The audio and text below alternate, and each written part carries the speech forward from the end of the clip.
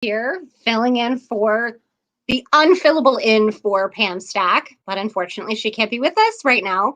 So I'm in charge, mwahaha, and I have with me one of my all-time favorite writers in the entire world and one of my favorite people in the entire world and someone I truly, truly love. He is my chosen dad, Matthew V. Clemens. Hi, Matt. Hi, baby. How are you? I'm great. I miss you. This is great. I'm happy we get to do this. I miss you too, despite the fact that we play 6 games of Words with Friends at once and text and are on Instagram Messenger all the time. We do several things to stay in touch, yes. Yes, we do. But right now, what we're going to do is we're going to help you stay in touch with all of your fans by asking you some questions about you and your life as a writer. Are you ready? I doubt it. I don't know, but we'll try it. Okay. So, I'm an idiot. So I was about 12 years old when this occurred to me. How old were you when you realized books were a thing that people actually made, and that being a writer was a job? I don't know for sure when that happened. I can't remember there not being books. Right. My mother would sit me on the couch next to her and she would read to me when I was 3 or 4. By the time I went to kindergarten, I could read because my mom thought that was her job to teach me to read. That was her job. She did a great job. She would wait for us to go to bed, both my father and I, so that she could read for another 3 hours. That was her happy time from like 9 till midnight. She would read, and it turns out it was genetic. And so, but she didn't read me like Clifford the Big Red Dog. She read me books and taught me to read. I didn't read children's books till I was an adult. I might have come across Green Eggs and Ham or something at a friend's house, but we never had those books that I recall. It was always like How and Why Wonder Books and the Landmark series, which were both big books for older kids when I was probably 5 or 6. That was when I started thinking books are the coolest thing ever invented by man. Right. And so that's been lifelong, but it wasn't, I don't know when it became clear to me that it was a job that people could do. I know I started doing it when I was 9. Yeah. I had really bad penmanship. You still do. Yeah, but I've learned to print. But when we were learning cursive in school, I had homework, and one night I wrote what was in my head instead of copying out of a book, and it went really fast. And there was this moment, even in my 9-year-old brain, where I went, oh, shit. And that was when I figured out something was going on. And that's amazing. I don't know how that happened. But just that one moment was the crystallization of, this is what I want to be when I grow up. So. Well, that's an even better answer than you could have just given me. I don't know, 9. Yeah, I was 9. I figured it out. Yeah, but I never really thought of it as a job, even then. Not then, and certainly not till about 3 or 4 years ago. Well, if it makes you feel any better, my mother never thought it was a job, so that's why I became a statistician. Boom, that was it. It's Iowa. Nobody was a writer in Iowa. Don't they have a big writers thing in Iowa? The big writers program for... But when I was a kid, my parents weren't paying any attention to what was going on at the University of Iowa. And the Iowa Writers Workshop sort of really became the thing in the late 60s, by the time I was becoming a teenager. And which was about the time Max Allen Collins went, my writing partner. He was the first guy from Iowa that I knew got published. And that was how I found out, wow, even in Iowa, you could be a writer. Yeah. So that was where it started. Okay. So I know you're a big tough guy, but I also know you're a big tough guy who cries. So what is the first book that you remember making you cry? I don't have any I read that question when you sent it to me earlier today, and I went, I don't know. Anything where the dog died. I mean, the easy answer is Old Yeller, but I don't have any recollection of reading the book. I don't even really remember seeing the movie, but I cry at everything now. I know. It's like Visa commercials, and I'm like, I need a minute. I just need a minute. You're like, I gotta be honest. Seeing the mail carrier today was really moving. I can't tell you what's going to touch me, but when it does, I'm not afraid to let it go. So No, I love that about you.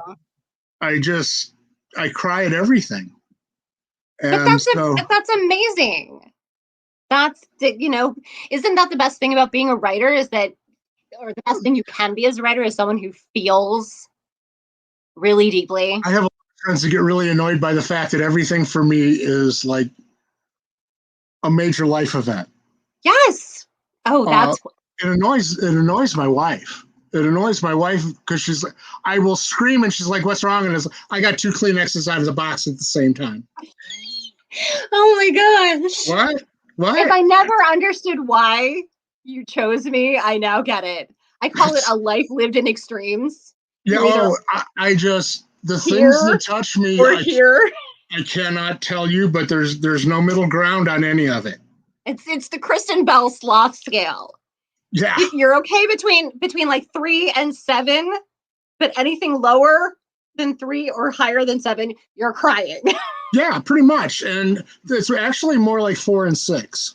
If it makes you feel any better, I'm like between 525 and yeah. See, that's now. I admit to that, but if I get to like 5.3, it's a little one. It was just a little one, and it's like, oh, damn. No, I'm crying right now. Luckily, I'm not, but I anticipate it soon. Okay, so what's your favorite underappreciated novel? I hate this question. I know you do. That's why I made you like do it. 17 of them. I have one for every author. I had an answer, and then I had another answer, and then I had a third answer. And then I started thinking about it, which is really bad. So there were a lot of answers because I really love The Martian by Andy Weir, which got a lot more acclaim as a movie than it did as a book. Don't they always? But it was a book that grabbed me with the very first sentence. The first sentence of The Martian is, "I'm fucked."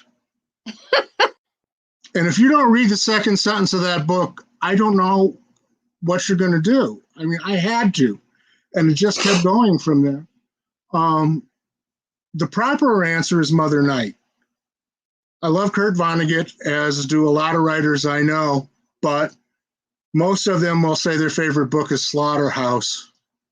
And mine is Mother Night because it was the book, I think, where Kurt learned how to write Slaughterhouse-5.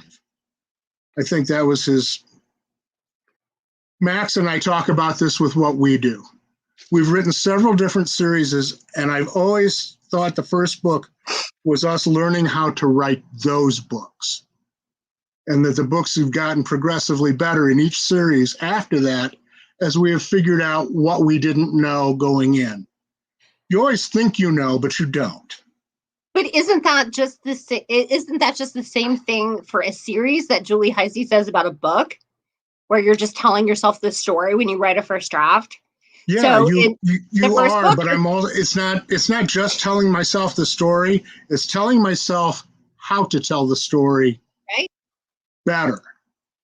The first time I'm telling the story, the first book is us introducing people to these characters and saying, okay, we think there's probably more to say here, and there will be another book.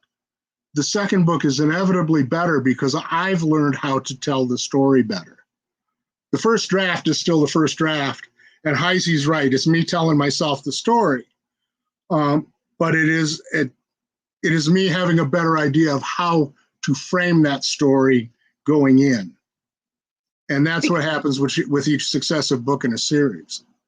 Because you think you know the characters better, or because you think in the first book they've helped you, they've told you how to tell their story? Yeah, I think that's it. I think it's the second one.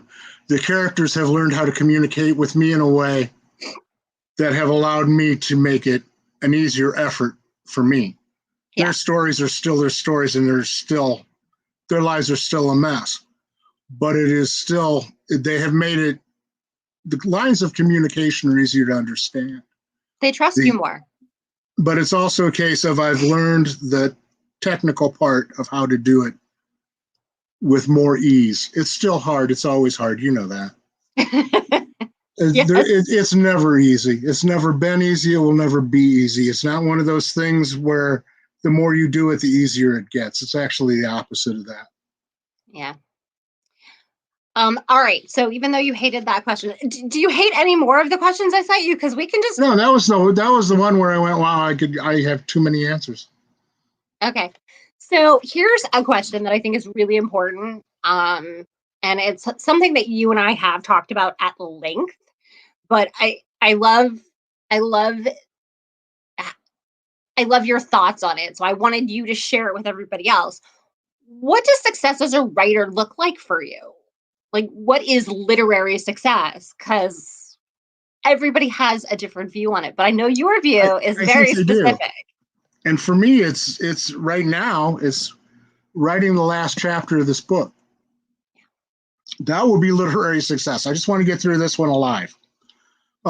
This will be the 5th book that I've worked real hard on since the pandemic started. And that's more work than I want to do at my age.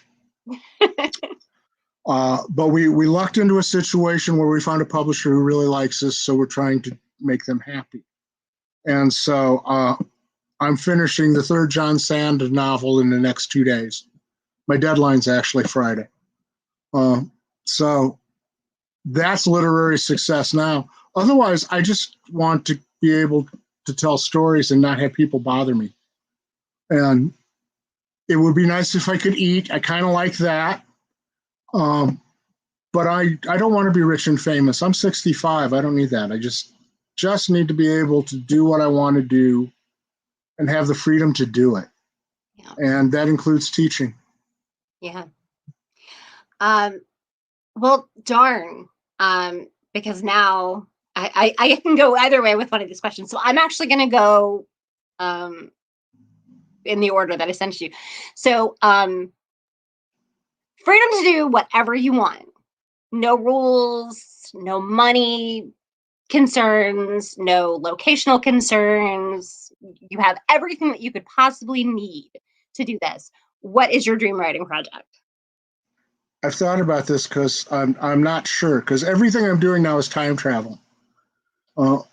Everything I'm doing is historical in some sense, so I need the ability to go back and see things the way they were. I'm currently with John Sand. Max and I are writing in the 60s. Things have changed on the planet, so having Google, pardon me, having Google Maps only helps so much. Right. Some things were not there in 1963. I'm going to write a Western after this. That's 1870. If I had all the money in the world, time travel. Perfect. So that leads me to the question of, do you like writing contemporary better or history better? Or historical? Right now, history. We did Reader and Rogers in the future a few years. So I haven't written contemporary in years. It's just not my thing. I don't know. It's either forward or backward with me all the time. Right now, I like historical. Yeah.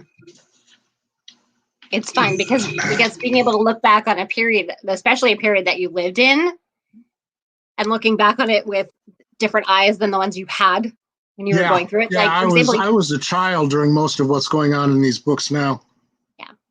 But it also reflects on today, and it gives us a chance to talk about today through a different lens. Yes, it does. That became a very interesting component of our global discussion with the pandemic and talking about the 1918 Spanish flu epidemic. That became a real interesting thing of, what did we learn? And why Nothing. didn't we learn what we didn't learn? Yeah, the attitudes are way different than what they were then, having read back on that. Yeah. And so it's an interesting world we live in, and I don't think that's necessarily a good thing. May you live in interesting times is a curse for a reason. Yep, exactly that. So you mentioned teaching, and that is something that you are very passionate about. That is how we became us. Yeah, pretty much. I know people see us banter online, but privately, we are partners in crime and chosen family. And I did not discover until, a couple of years, maybe 18 months into working with you, that I was not just another mentee. I mean, I knew how I felt about you at that point, but I thought, okay, well, if you need to cut me loose and work with somebody else, I just want to give you permission to do that. And you you laughed at me and you said, I'm already 3 people past at this point. I don't never need your going permission. away. Who knew? I'm never going away. You're stuck with me forever. And I went, yeah, but that was the plan. Pardon me. No. Having throat issues. Yeah, I just that's have what happens when you talk. 18 or 15 months of not talking to people. I know. I like teaching because people taught me. Yeah. I had writers who helped me. Yes. And so the job was to pass it on. And now that's what I tell people when I help them. You got to pass it on. Yep. And that's how you keep this going. And that's my only real concern at this point, is to make sure that people know how to keep doing this well. I've pretty much done what I'm going to do. I'll write more books, but I've done the important stuff. So we'll see. Well, mostly don't hide your light under a bushel. You're an amazing teacher. Frustrating, but amazing. Well, part of it is I can tell you what works for me. I can't teach you how to write. I can't teach anybody how to write. Right. But I can tell you what works for me and guide you as you find out what works for you, because we're all different. That's true. So you have to figure it out. Yeah. That was the part you didn't like. That was no. Does anybody like that part though? Some people do, but I didn't. I could tell you, but it doesn't stick. No, it and doesn't. You have to figure it out, and you have to fight the fight yourself.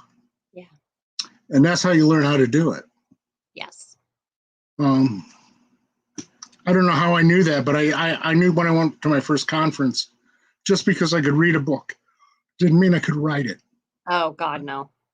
Whew. That was the hardest first lesson to learn. You could have read every book in the world, but writing one is a whole different. It is. Sorry. It's okay.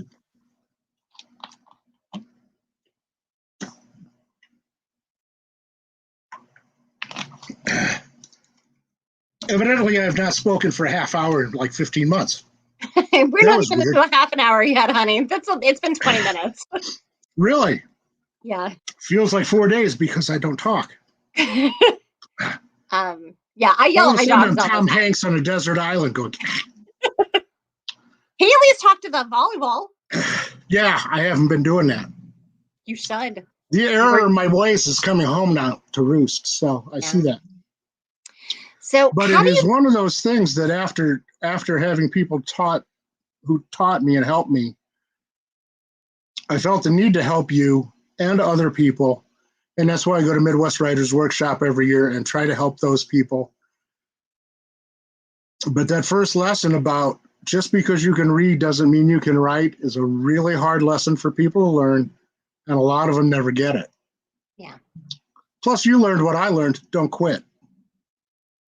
Perseverance will always trump talent. I quit all the time. Yeah. I quit every day at 5 o'clock.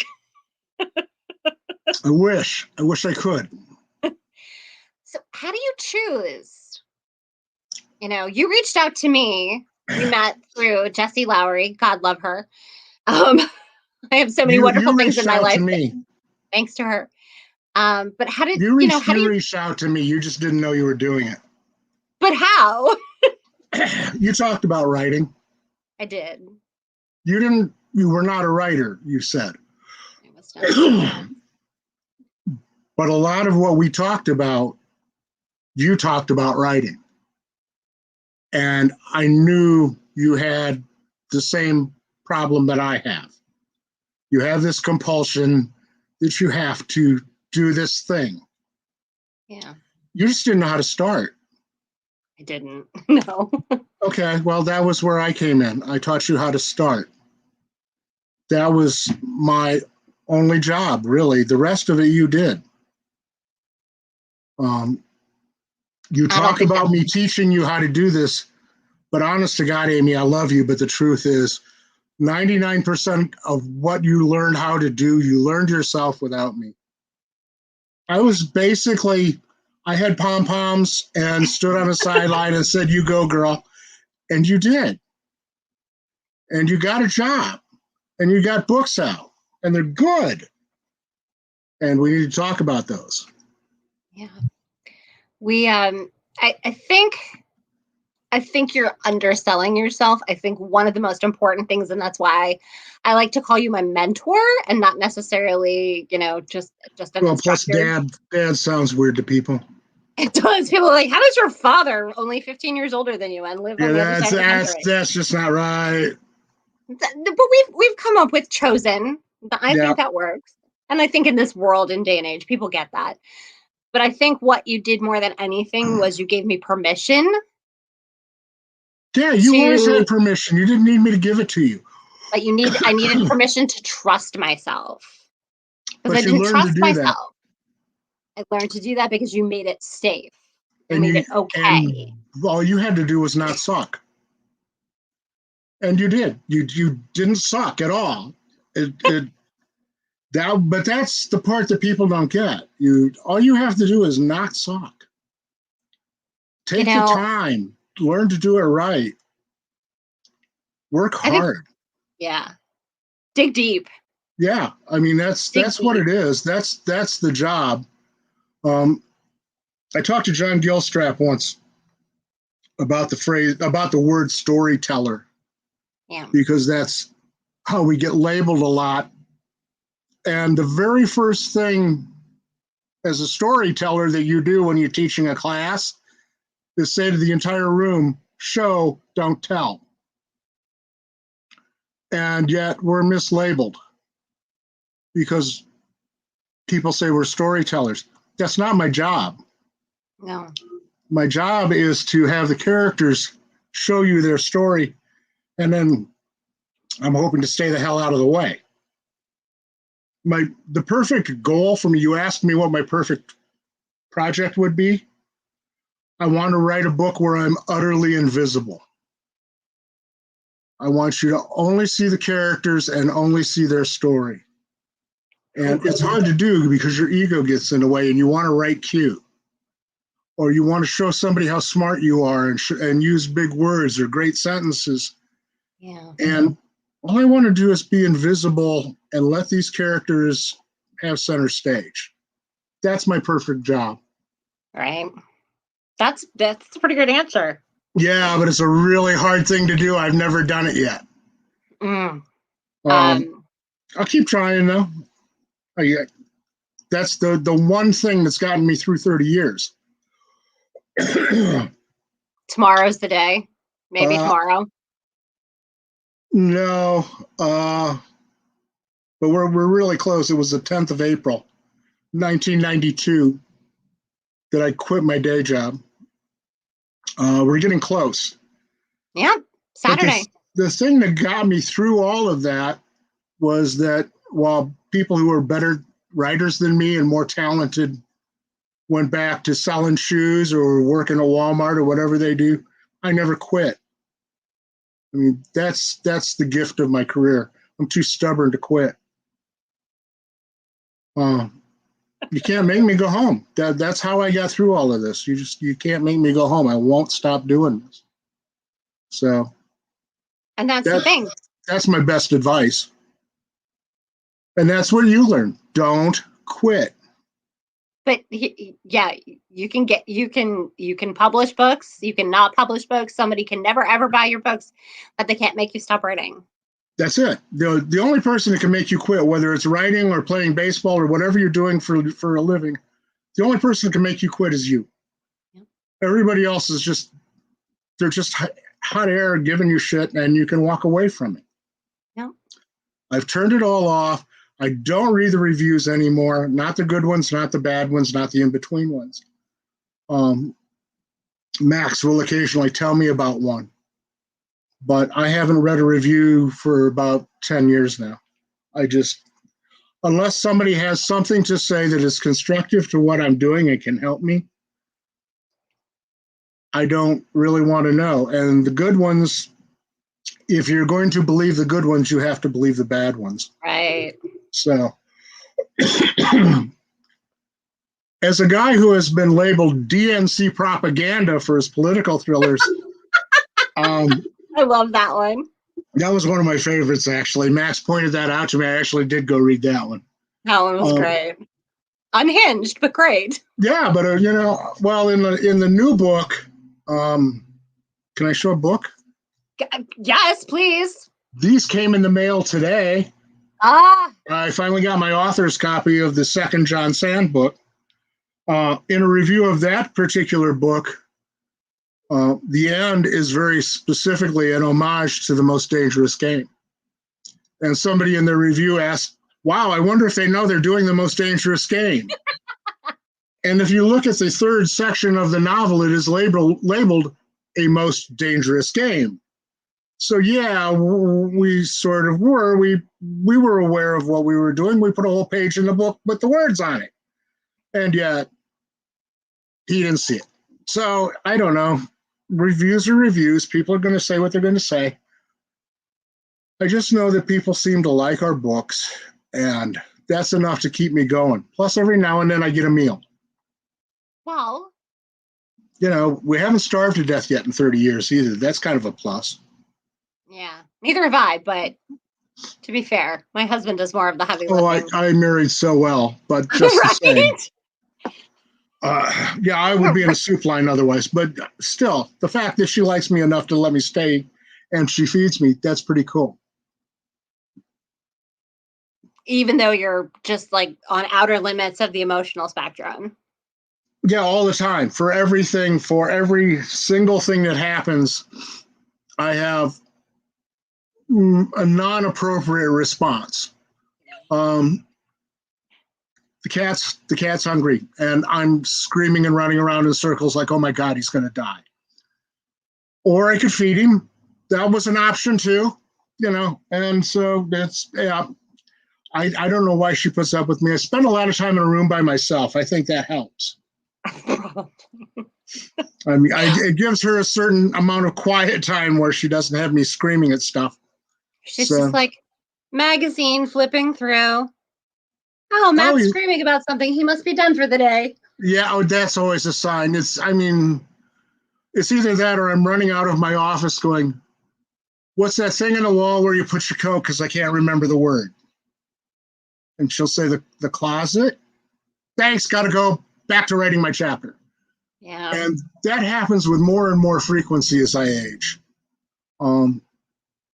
The words are starting to disappear, but my doctor says it's normal. I don't know, but that's when she sees me the most now. What's the word for fill in the blank? I do that all the time too. Oh, good. I feel better. There's something very specific called pregnancy brain that you get, and it was right after I'd given birth, and you still have it for a while because of the hormones. And I was talking to my mother-in-law, and I was telling her something that somebody had said or done, and I'm like, the man with the mustache, and she goes, your husband? I'm like, yes, him. What's his name again? He's got a name. I don't know what it is, but I'm sure he has one. Everybody else does. What? Yeah. What's his name again? I haven't done that one yet. I'm hoping to not do it today. Secretly, I have written her name on the palm of my hand. That's not a secret anymore, love. She's not watching this. She can. It's recorded. They're going to post it later. Yeah, but she won't watch this. It's me. She's heard me before. So, I jot little notes on your hand just so you'll have them. One of them happens to be my wife's name. No, I don't want to forget. That's an important thing to not forget. Let's just be clear. Yeah. So it's one of those things that needs to be out there, and so I pay attention. What else do we need to talk about? I ran through my questions. We're just riffing now. Well, let's talk about what doesn't kill you. No, what doesn't. No, it is what doesn't kill you. What doesn't kill you? Yours is what doesn't kill her. Yeah, they're too close. They're just too close. I know. And it's the funny thing is that's like my favorite book you've written. I really wanted to do a sequel. I really, really did. That's the only one. I think that's the only book that we've not turned into a series. And we had a sequel outlined, and nobody has said, "Wow, we'll give you a lot of money if we can publish this." It's an amazing story. I love it. I love that book, but we have what I think is a dynamite sequel, but I have yet to have a publisher go, "Wow, we can't wait." So there's this John Sand that I'm finishing now. I have a publisher interested in a series of Westerns that I'm sort of interested in writing because I started it 3 years ago, and then all of a sudden I ran into a place where writing became a job, and I never wanted a day job again. So I stopped writing. My vacation lasted through my wife's torn Achilles tendon and about 1.5 years of her recovery, and then about 6 months after that too. Yeah. Max signed a contract with Wolfpack Publishing, and they wanted to put out an anthology of our short stories. Became a book called Myrtleized. Yep. And in gathering the material for that, I stumbled across what was 5 chapters of the first John Sand book. And in rereading a book we started 20 years ago for a different publisher with entirely different intentions, I read that and I told Max, I said, "This doesn't suck. We have something." And so we pitched this 1960s, what if James Bond got married and stayed married? What would their world be like? And somebody said, "Wow, we'd like to publish that." It's a great book. It's a great series. I love it. We're having a ball. This is the most fun I've had writing since I started. It's a playground that I've always wanted to play on. I like all the gym equipment. It's different than the stuff I've been playing with the last few years, and it's a lot of fun. Plus, I get to hang out with the Rat Pack and John Wayne in book 2, and we have a new special guest in this book that I'm working on. So it was an interesting time to be alive as a child. It's an even more interesting time to explore as an adult. Yeah. So you were not even around. No, I wasn't. It's all history for you. You're far too young. Yes. But everything's history for me, even though I'm far too young. Well, you're way, way younger than I am. I'm 15 years younger than you. No. Yes. That's not even possible. It's got to be at least 30. Go with me on this. Feel good about yourself for a while. I turned 50 this year. See my weight streak? You want to know the really weird thing? My weight streak. That's nice. See, that looks intentional. It's not. I swear to God. I have, what's today? Today's the 7th of April. So I have about 60 days before I go on Medicare. I'm not prepared for that.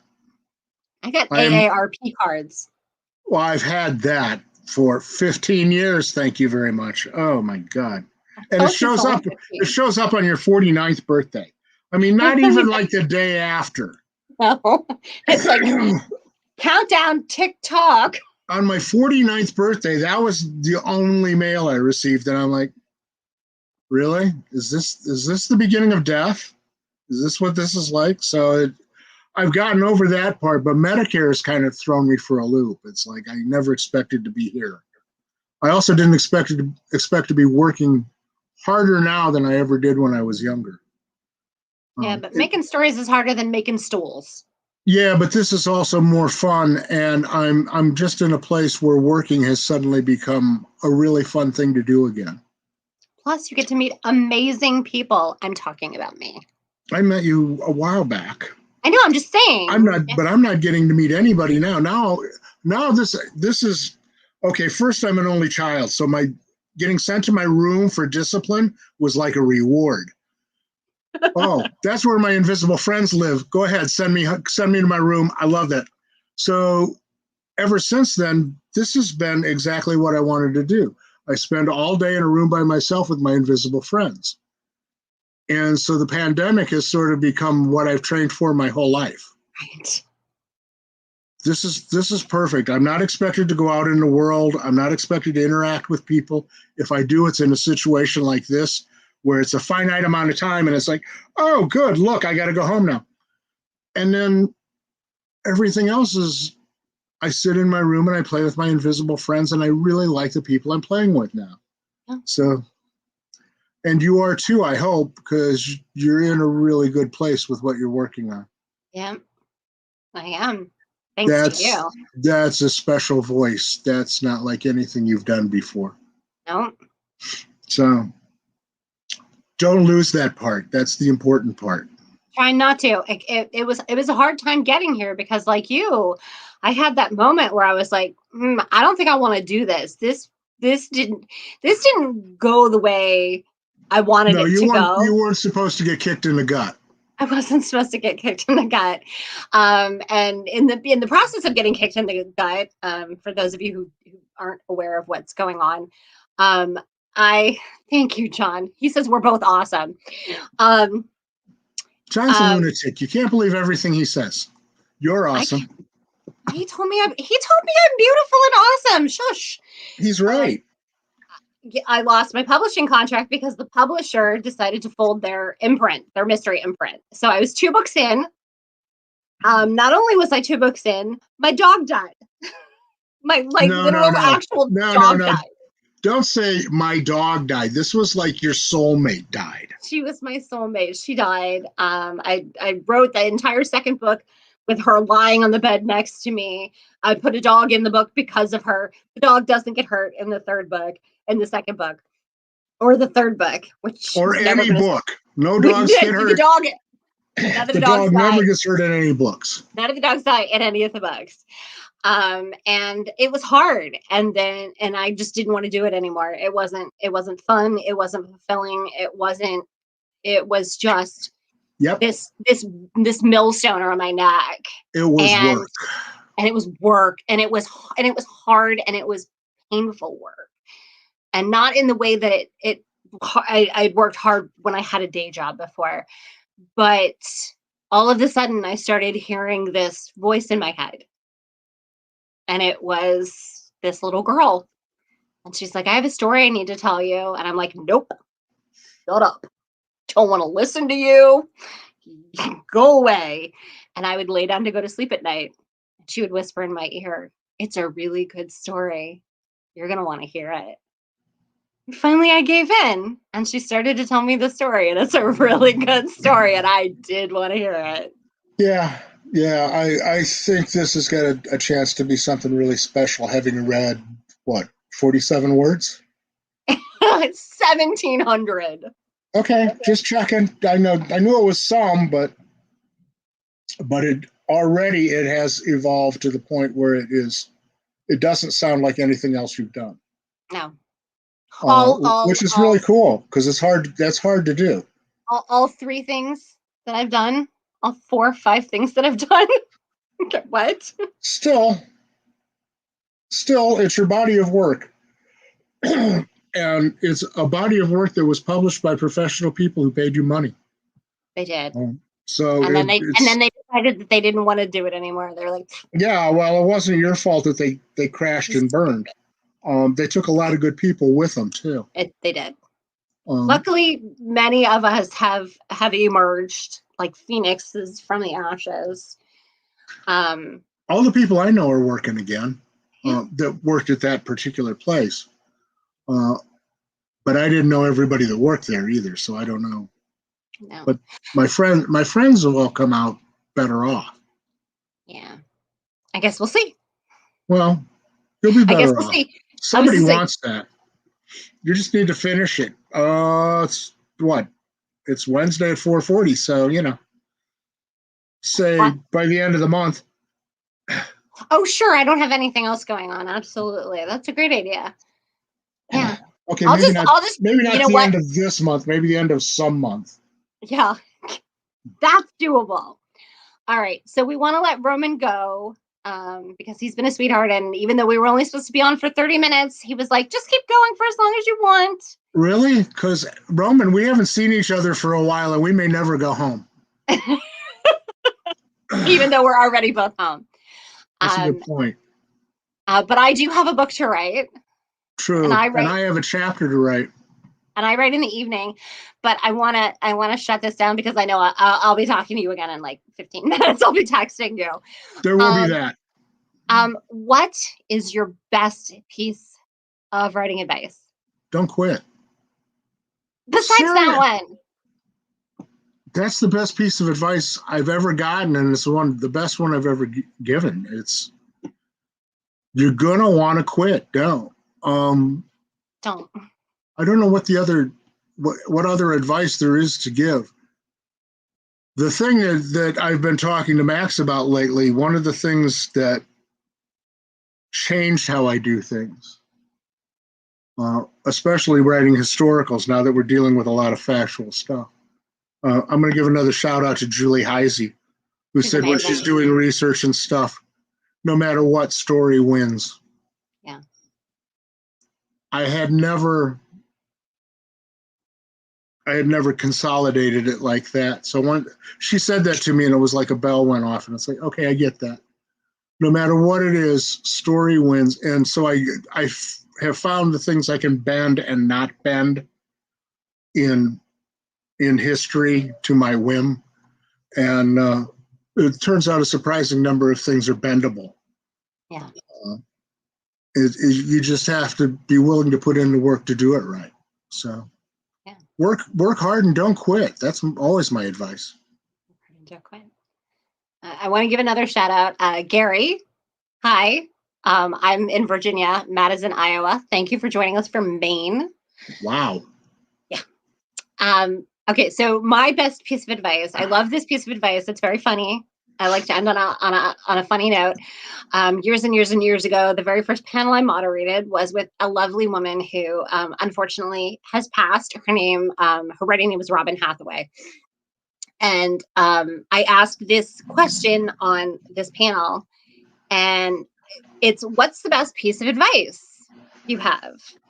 And she was this tiny little bird-like woman. She just looked so fragile and so frail, but she was, she just was teeny, teeny, tiny. And she leaned forward to the microphone and said, 17 people is too many to kill in the first chapter. And the entire room, it was a ballroom full of people, 200 people, dead silent. And then everybody burst out laughing. And it was probably the best laugh moment I've heard on a panel. And I've been on some very funny panels with a lot of people. Yeah, with a lot of really great, really funny, really talented people. But that one moment is still wondering if there's a way to do it. It was the essence of comedy. The timing and the unexpectedness coming from her, this teeny tiny little woman who just did not look like she could have harmed a fly. 17 is a lot, but it's too many to kill in the first chapter. Now see, now this is going to be what's going to bother me all night is can I kill 17 people in the first chapter? Do I know Without you? using a plane crash, because that feels like cheating. It does feel like cheating. Like you can't do a mass. Yeah, it's just, she Like- may like- be right. This Like might the be triangle excellent advice. shirtwaist. Right. Like the triangle shirtwaist factory. That doesn't Cheating. feel right. That feels like cheating. It's cheating. So, yeah. You gotta have Okay. somebody who's just like going through. And I'm trying to think. I think my worst first chapter, I killed one. Yeah. I really feel like I'm not trying. 17 I gotta people. get up Too to many. like 16. 16. If 16 is okay, because 17 is too many. I bet you can't do 16. See, and that's just it. I feel like I'm wasting perfectly good murders that are not being carried out. I bet you can't do 16. I can't do 16 in the well, I can do 16 in the chapter I'm in because I'm at the other end of the book. And like But it's every not James Bond book, there's going to be a bunch of There's there will be some gunfire in the last chapter of the book. I would bet money on it. but 17 people is too many to kill in the First chapter. We'll talk about that again when I write John Sand book 4. All right. That might be a little ways off, but we'll see. All right. Well, thank you everybody who's joined us. I hope there's more people who've joined us than just the 3 people I see in the comments. Cool. You're seeing comments. I'm not even seeing those. So. But yeah. 3 is better than I thought. Yeah. This has been a blast. I have missed you desperately. I missed you too. I can't wait until we can go to another conference. It won't be this year. Oh, hi Dana. Dana King just popped in. Thank you. BoucherCon Minneapolis. I would bet money on it. I don't think I can avoid that one. Yeah. I think this year's might be a little too early for me. We talked about it. We actually had hotel reservations for New Orleans and had not booked the conference yet. And somebody in the medical field said something about, yeah, you can travel, but, and that was when the boss said, I'm not going. And if I'm not going, you're not going. And I went, that's absolutely true. But yeah, So, Minneapolis. We've got to. Yeah. We're planning on making reservations the first day. Perfect. But that's all family up there too, so we have to go. So we'll see you in Minneapolis, if not before. Yes.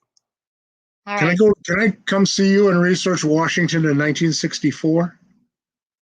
You can't come see me in 1964 because I didn't exist in 1964. No, but that's the tricky part. That's how it's harder to do research when you don't know what's been built in an area you've never visited before. But yeah, come on down. We'll see. When we get to that book, we'll see. These have been global adventures, but I keep writing about places I've never been and probably am never going to. I'd like to write about somewhere where I've been before. We'll see. Anyway, room with your name on it. Thank you everybody for letting us talk. Thank you. Yes.